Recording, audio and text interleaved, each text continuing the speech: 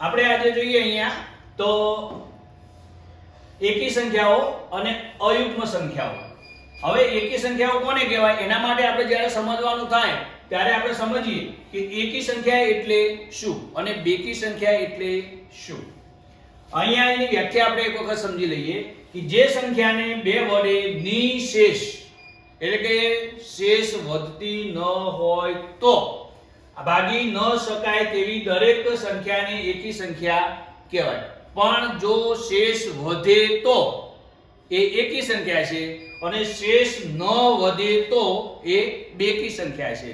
જેમ કે 4 ને 2 વડે આપણે ભાગીએ તો શેષ વધતી નથી તો એ બેકી સંખ્યા છે અને 5 ને 2 વડે ભાગીએ તો શેષ વધે છે તો 5 એ એકી સંખ્યા છે.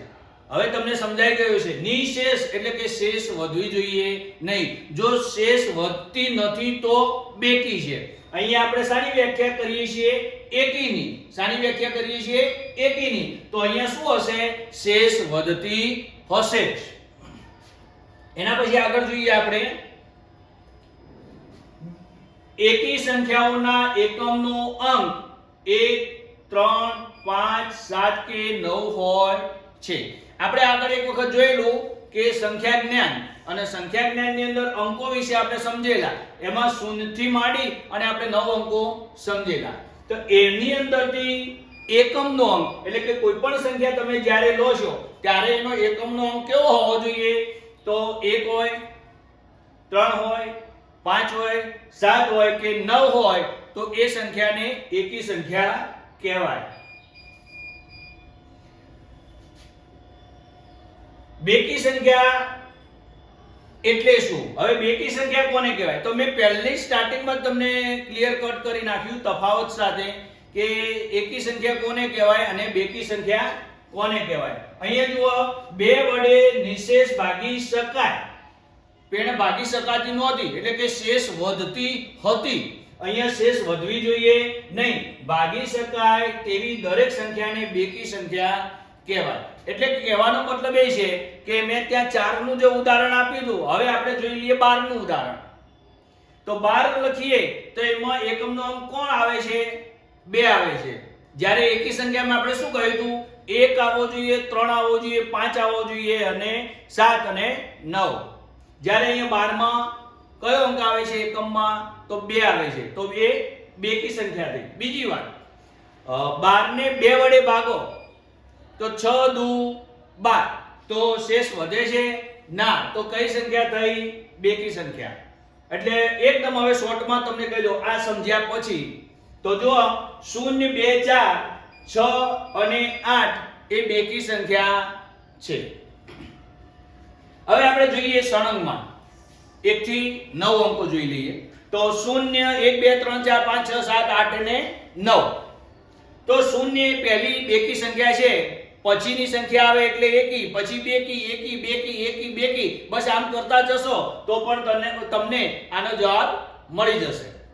0 ની શરૂઆત બેકી સંખ્યામાં થાય છે. હવે તમે કહેશો સાહેબ 0 ની કોઈ કિંમત નથી, બેકી સંખ્યા કેવી રીતે બને? તો હું તમને ઉદાહરણ આપું કે 10 એટલે 1 ની બાજુમાં તમે 0 મૂકો છો તો 10 બને છે. તો 10 ને 2 વડે ભાગી શકાય? તો કે હા, 5 દુ 10. ઓકે, ચલો 20 ને ભાગી શકાય? 30 ને ભાગી શકાય? તો એના બધાના એકમના અંક જુઓ 0 જ છે, છતાં પણ એને 2 વડે ભાગી શકાય છે.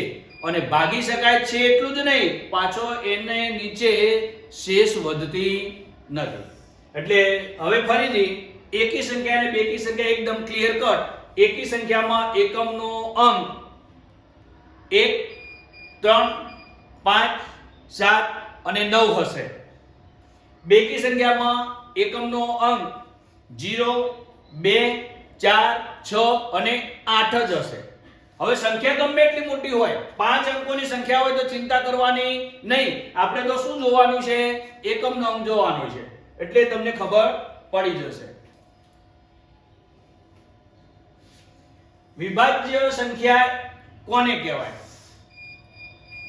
તો જો વિભાજ્ય સંખ્યાની આપણે પહેલા તો વ્યાખ્યા જોઈએ તો વિભાજ્ય સંખ્યા જે સંખ્યાઓના 2 થી વધુ અવયવ પાડી શકાતા હોય તેને વિભાજ્ય સંખ્યા કહે છે. હવે અહીંયા અવયવ પાડવાના છે અને કેટલા? ઓછામાં ઓછા 2 હોવા જોઈએ. પછી 2 થી ગમે એટલા હોય તો ચાલે, પણ 2 થી ઓછા હોવા જોઈએ નહીં. જેમ કે 4 છે તો એના 2 અવયવ પડશે, ભાગી જોજો, ગુણી જોજો, ચેક કરી જોજો. 6 છે એના 2 અવયવ પડશે, ભાગી જોજો, ગુણી જોજો અને કરી જોજો.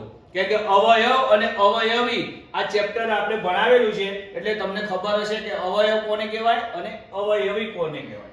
9, 10, 12 આમ સંખ્યા આગળ ગમે એટલી હશે, વધારતા જશો તો પણ તમને જવાબ મળતા જશે. તો સૌથી નાનામાં નાની વિભાજ્ય સંખ્યા કઈ કે જેના ભાગ પડી શકે? વિભાજ્ય તો કઈ છે? તો જુઓ 4 છે. 4 ના ભાગ પડે? હા, પાડો તો. કેટલા? ઓકે, ચાલો. હવે સૌથી નાનામાં નાની બેકી વિભાજ્ય સંખ્યા કઈ? બેકી કયું છે? કઈ કયું છે? બેકી તો કઈ છે? 4. કે 4 એકી સંખ્યા નથી એટલે અહીંયા કઈ સંખ્યા કીધું છે? બેકી સંખ્યા કહ્યું. અને પાછી કેવું કહ્યું છે? સૌથી નાની. કેમ કે અહીંયા જો સૌથી નાનામાં નાની વિભાજ્ય સંખ્યા કઈ છે? 4. એટલે 4 છે એ બેકી પણ સંખ્યા છે અને 4 છે સૌથી નાની પણ વિભાજ્ય સંખ્યા છે. એટલે આ બંને વસ્તુમાં 4 આવે છે અને 4 ના ભાગ કેવી રીતે પડે? 2 દુ 4. એટલે આપણો અહીંયા નિયમ લાગી ગયો. જેના સંખ્યાના ભાગ પાડવાના છે એમાં કેટલા હોવા જોઈએ? 2. તો 2 ગુણ્યા 2. ઓકે. સૌથી નાનામાં નાની એકી વિભાજ્ય સંખ્યા કઈ? જો અહીંયા બેકી હતી, સૌથી નાની હતી. ઓકે, તો તમને એમ થાય સાહેબ ફરીથી સૌથી નાની કઈ આવી? પણ આ સૌથી નાની ફરીથી આવી પણ કઈ આવી? તો આ બેકી હતી. હવે આપણે અહીંયા એકીની વાત કરીએ છીએ. તો એકીની સંખ્યા કઈ છે? 9 છે. 9 ના ભાગ પાડો કેવી રીતે પડશે? 3 ગુણ્યા 3. 3 તરી 9 તો 2 થઈ ગયા ભાગ પાડ્યા એટલે. તો આ નિયમ લાગી ગયો. ઓકે. અને પાછી કેવી સંખ્યા છે? એકી સંખ્યા. તો આપણે કઈ સંખ્યા કીધી છે? એકી. અને પાછી કેવી કહી છે? નાની. તમને ફક્ત વિભાજ્યની વાત કરીએ તો 4 સૌથી નાની, પણ એકી ને બેકી ની પછી એમાં વાત કરીએ તો 4 એ બેકીમાં નાની, અને એકી ની વાત કરીએ તો 9 એ સૌથી નાની. આટલું ધ્યાન રાખજો. ચલો આગળ જોઈએ. અવિભાજ્ય સંખ્યાઓ. હવે અવિભાજ્ય સંખ્યાઓ કોને કહેવાય? પેલી વિભાજ્ય હતી, હવે આ અવિભાજ્ય છે. વિભાજ્ય અને અવિભાજ્યમાં શબ્દમાં અહીંયા અ લાગી ગયો. તો પેલામાં ભાગ પડતા હતા ને? ઓકે. આમાં શું થાય છે જોઈએ. જે સંખ્યાના ફક્ત 2 જ અવયવ પાડી શકાતા હોય તેને અવિભાજ્ય સંખ્યા કહે છે. ફક્ત 2 જ. 2, 3, 5, 7, 11, 13 વગેરે છે. હવે એને આપણે ઉદાહરણ તરીકે સમજીશું. અવિભાજ્ય સંખ્યાનો એક અવયવ એટલે 1 હોય. કોઈ પણ સંખ્યા લો, આમાંથી કોઈ પણ સંખ્યા લો, એને 1 ના સાથે ગુણાકાર થઈ શકે. પછી શું છે? બીજો અવયવ સંખ્યા પોતે હોય. એટલે સંખ્યા પોતે 1 સાથે ગુણાઈ શકે અને 1 પોતે સંખ્યા સાથે ગુણાઈ શકે. એટલે એના ટોટલ અવયવ કેટલા થયા? 2. તો નિયમ પ્રમાણે એના 2 જ અવયવ પાડી શકાતા હોય. હવે ત્રીજો પાડી ન શકાતો હોય, હવે ત્રીજો કોઈ અવયવ નો આવતો હોય નહીં તેવી સંખ્યા આમાં આવશે. 1 એ અવિભાજ્ય કે 1 એ વિભાજ્ય કે અવિભાજ્ય સંખ્યા નથી. એટલે 1 ના ભાગ પાડો, ભાગ પડે છે? નથી પડતા. તો એ કોઈમાં આવતી નથી. નથી એ વિભાજ્યમાં આવતી કે નથી એ અવિભાજ્યમાં આવતી. એ એક વિશિષ્ટ સંખ્યા છે અને આ વિશિષ્ટ સંખ્યા છે ને એ દરેક સંખ્યા સાથે ગુણાઈ શકે છે. કોઈ પણ ગુણાકાર તમે કરો કોઈ પણ સંખ્યા સાથે, એની અંદર એના સાથે ગુણાકાર ગુણાઈ શકે. ધારો કે 25 એકા 25, 5 એકા 5, 15 એકા 15. એટલે આ વિશિષ્ટ એવી સંખ્યા છે કે જેને ગુણવા છતાં પણ કઈ ફેર પડતો નથી. 15 ને 1 ગુણો તો જવાબ તો 15 જ આવે છે. 25 ને 1 ગુણો તો જવાબ તો 25 જ આવે છે. એટલે એ વિશિષ્ટ છે. જ્યારે બીજી બધી સંખ્યાઓ છે એને તમે ગુણાકાર કરશો એટલે જવાબ બદલાઈ જશે. ચેક કરજો.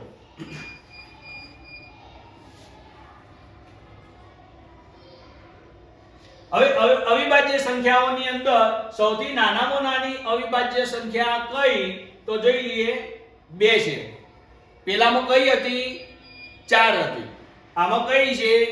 2 છે. કેમ?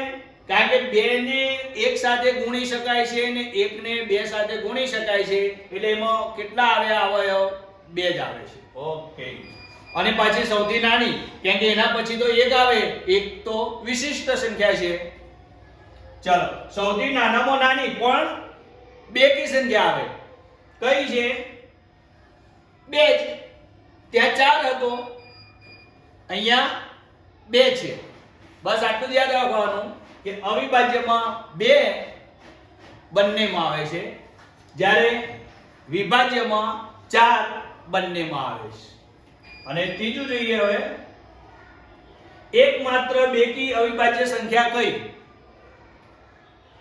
કોઈ છે? 2 છે. કઈ છે? 2 છે. એટલે તમને જવાબ આ ત્રણે ત્રણનો જવાબ ફક્ત 2 મળશે. હવે જોઈએ સૌથી નાનામાં નાની એકી સંખ્યા કઈ?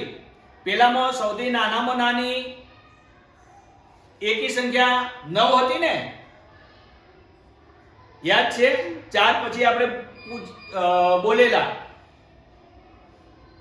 4 એ બેકી સંખ્યા હતી, 9 એ એકી સંખ્યા હતી. તો આમાં હવે સૌથી નાનામાં નાની એકી સંખ્યા કઈ છે? તો જોઈ લઈએ. 3 છે. કઈ છે? 3 છે. કે 3 ના ભાગ પાડો તમે, પડે છે? ઓકે. 3 ને 1 સાથે ગુણો, ગુણાય છે? ઓકે. 1 ને 3 સાથે ગુણો, ગુણાય છે? ઓકે. તો હવે તમને આ ચારે ચાર સવાલના જવાબ યાદ રહી ગયા છે. હવે આગળ જઈએ આપણે.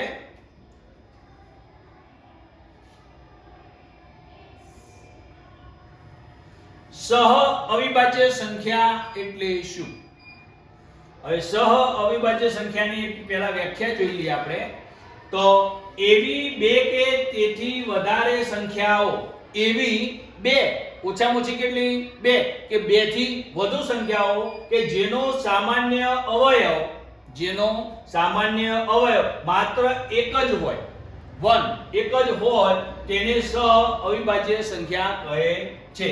2, 3, 5, 7 આ ઉદાહરણ આપણે આગળ જોયું જ હતું કે જેની અંદર 2 ને 1 સાથે ગુણતા હતા અને 1 ને 2 સાથે ગુણતા હતા.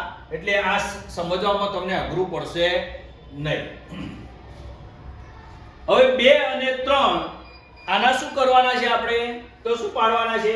અવયવ. તો 2 એકા 2 અને 1 દુ દુ એટલે આવી ગયું. હવે 3 ને પણ એવું છે, 3 ને પણ 1 ગુણો અને 1 ને 3 સાથે ગુણો, કઈ ફેર પડતો નથી. આમાં સામાન્ય અવયવ કયો આવ્યો? બંનેમાં સામાન્ય અવયવ 1. કયો આવ્યો? 1. તો 2 અને 3 એ સહ અવિભાજ્ય સંખ્યા છે. આવી ઘણી બધી છે. આ 2 જ છે એવું નહીં, ઘણી બધી છે. આ તો ઉદાહરણ પૂરતું જ તમને 2 આપી છે. તમે સંખ્યા બદલી શકો છો. આપણી જોડે છે સંખ્યાઓ અને ચેક કરજો. તો આમાં સામાન્ય અવયવ કયો છે? 1. કયો છે? 1. તો આ બંને એકબીજાની શું બની શકે? સહ અવિભાજ્ય સંખ્યા. ચલો આગળ જઈએ.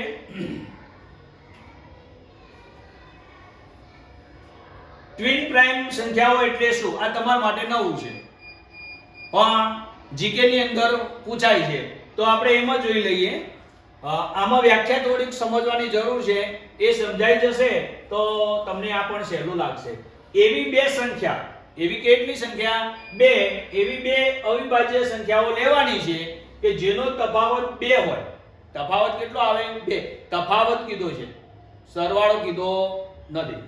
હોય તેને ટ્વિન પ્રાઇમ કહે છે. ધારો કે ઉદાહરણ તરીકે 3 અને 5. આવી બે અવિભાજ્ય સંખ્યાઓ છે.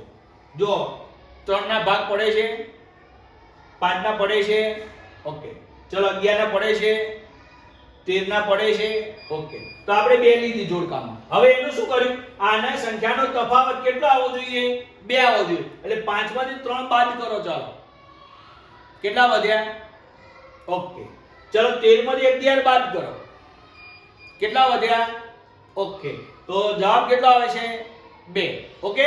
તો તમને હવે સમજાઈ ગયું છે કે એવી બે સંખ્યાઓ કે જે અવિભાજ્ય હોય, જેનો ભાગ પડી શકે નહીં, અને પાછી એવી સંખ્યા કે જે મોટી સંખ્યા છે એમાંથી આ નાની સંખ્યા બાદ કરવાની, અને એનો જે જવાબ આવે એ 2 જ આવવો જોઈએ. 2 થી વધારે પણ ના આવવો જોઈએ, 2 થી ઓછો પણ ના આવવો જોઈએ. આવી જેટલી સંખ્યાઓ છે એ બધી ટ્વિન પ્રાઇમમાં આવે. સમજાઈ ગયું? હવે એકદમ સહેલું છે. પહેલા અવિભાજ્ય સંખ્યા લેવાની, એમાં કેવી લેવાની? કેવી લેવાની? ઓકે. એમાં શું કરવાનું? યસ. હવે શું જવાબ આવ્યો? ઓકે. તો એ સંખ્યાને શું કહેવાય? ઓકે.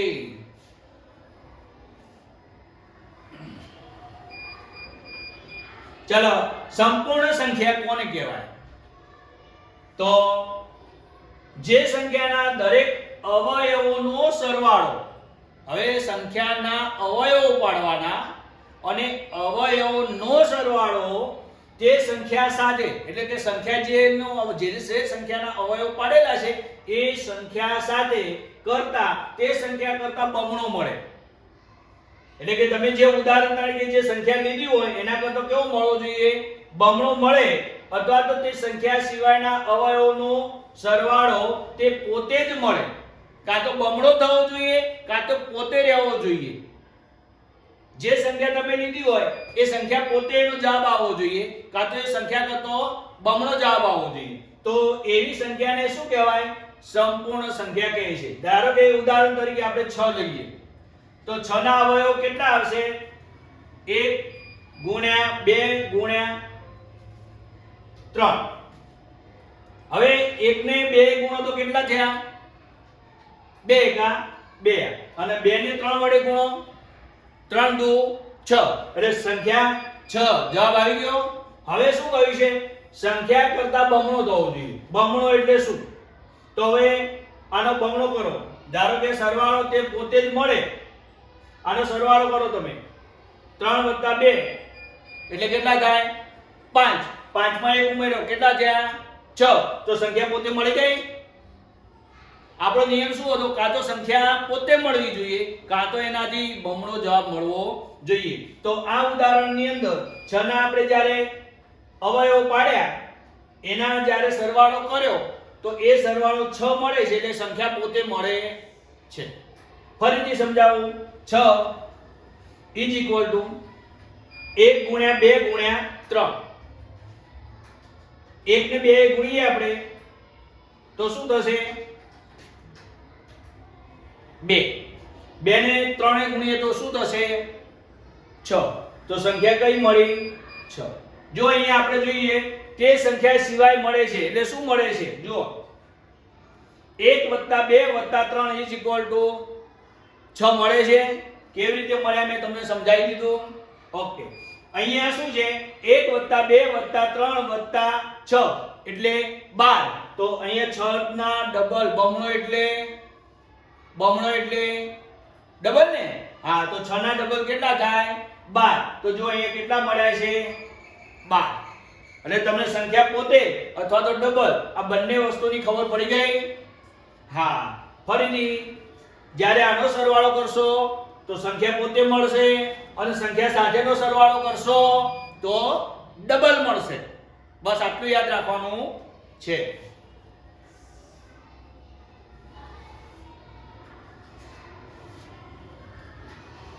ચાલો, અત્યાર સુધી તમે મને સાંભળ્યો છે એટલે તમારો ખૂબ ખૂબ આભાર. તમે મને આ વિડીયોને લાઈક કરજો, આ વિડીયોને શેર પણ કરજો, ચેનલને સબસ્ક્રાઇબ પણ કરજો, અને કોમેન્ટો કરજો ને કરજો.